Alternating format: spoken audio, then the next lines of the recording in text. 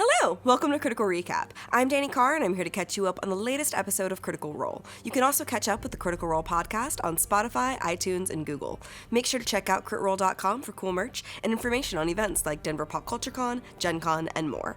Now, here's what happened on episode 63, Intervention. The Mighty Nein head to the Lucid Bastion, discussing what to tell the Bright Queen. They are led to her throne room, where they attempt to present their evidence, explaining what they saw when Jester scried: an attack on the Ashgard garrison, the meeting with King Dwindle, the Scourgers, the rendezvous with the Overcrow apothecary, and finding another abyssal anchor in the mountains. Essek verifies that he trusts the Nine's information, so the Bright Queen agrees to prepare for the attack. They plead with her to let them help break the cycle, to end the war, but she asserts that as long as people draw breath, the cycle will continue. She tells them to find and bring her the man at the Overcrow. Bring him to me. Preferably alive. Because if he is as connected as you say, we have ways of pulling that information from him. And that information could bring this war to an end far sooner than any of us had hoped. They head back to their keep, unnerved by the Queen's bloodthirstiness. The Nine want to focus their attacks on the Cerberus Assembly rather than the Empire as a whole. They have a long discussion about what to do, knowing they can't fix this through just an allegiance with Xhorhas. They decide to focus on the Overcrow and capturing the blonde man. As they talk, the Aurora Watch drops off a reward of 15,500 gold coins. The Nine head to the Overcrow, realizing that they don't know what time the man will be showing up. They break into a disused house, finding a long-dead goblin inside that clay decomposes. They decide to have Jester polymorph into a moth while Caleb casts invisibility on her, so she can investigate the apothecary. Unfortunately, the polymorph gives Jester the intelligence of the moth, and she gets distracted on her way to the Overcrow. You go over to where there are these heavy curtains that are currently closed up there, and you latch onto them and just start chewing for a while.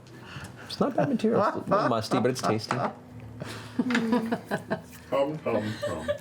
After an hour, she changes back into Jester, causing a ruckus. Ford pretends to be a drunkard to distract the Gnoll who noticed the sound, and both he and Jester make it back to the party safely. Jester explains that she was very dumb as a moth and wasn't able to get any intel. They take watches so that everyone can get some sleep. At the end of the last watch, two figures enter the Overcrow, a hobgoblin and a drow. Knot goes invisible, and Jester disguises herself as a drow, pretending to be a customer. The hobgoblin is guarding the stairwell, while the drow is nowhere to be seen. Jester leaves the shop, and Knot manages to get up the staircase, trapping herself on the landing between the closed door and the hobgoblin.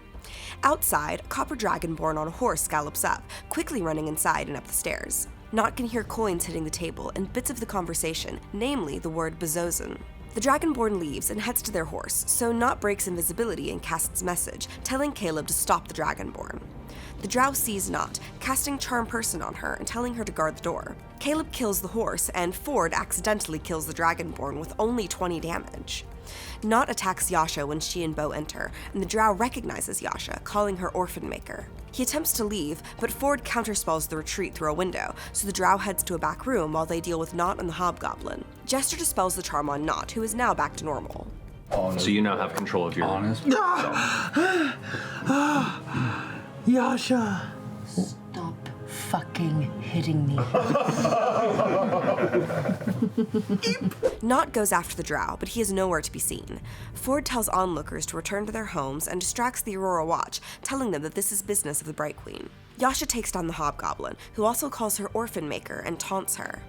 Clay casts Sacred Flame, knocking the hobgoblin unconscious, but his taunts cause Yasha to break his neck, killing him. Clay casts Locate Creature on the drow, who is moving north into the Ghostlands. Jester scries on the blonde man, who is still in his chamber in the Empire. She then casts Sending on the drow, who taunts them.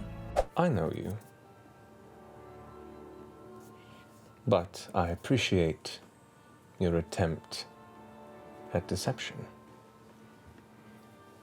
If you are intent on following, come north.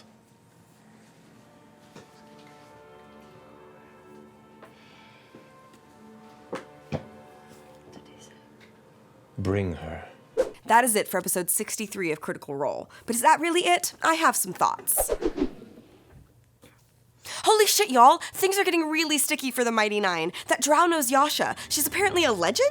And now he's taunting the party. Also, apparently Bezozin is a location in Jorhas, north of the Ghostlands. That's probably where he's heading. The Bright Queen is seriously not budging on this war. It's really looking like there isn't a clear-cut good guy or bad guy in this conflict.